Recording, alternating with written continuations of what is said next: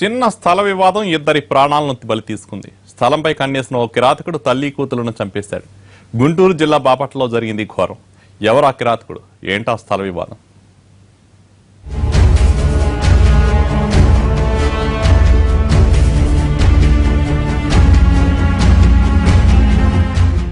తల్లి కూతుళ్లను కిరాతకంగా చంపేసిన ఘటన గుంటూరు జిల్లా బాపట్లలో సంచలనంగా మారింది.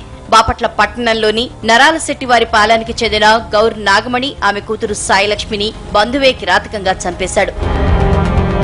ఇంటి స్థలం విషయంలో అన్నదమ్ముల మధ్య వివాదాలు ఉన్నాయి. అన్నవాటా కూడా తనకే కావాలని తమ్ముడు హనుమంతరావు గొడవ పెట్టుకున్నాడు.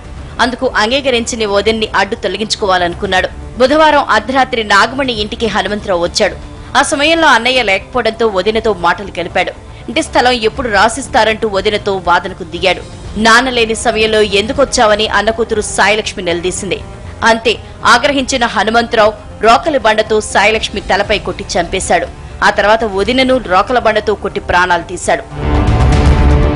అక్కడే ఉన్న సాయిలక్ష్మి పిల్లలు ప్రియా, సందీప్ తీవ్ర భయాందోళనకు గురయ్యారు. సందీప్ తలకు రోకల బండ తగిలి గాయమైంది.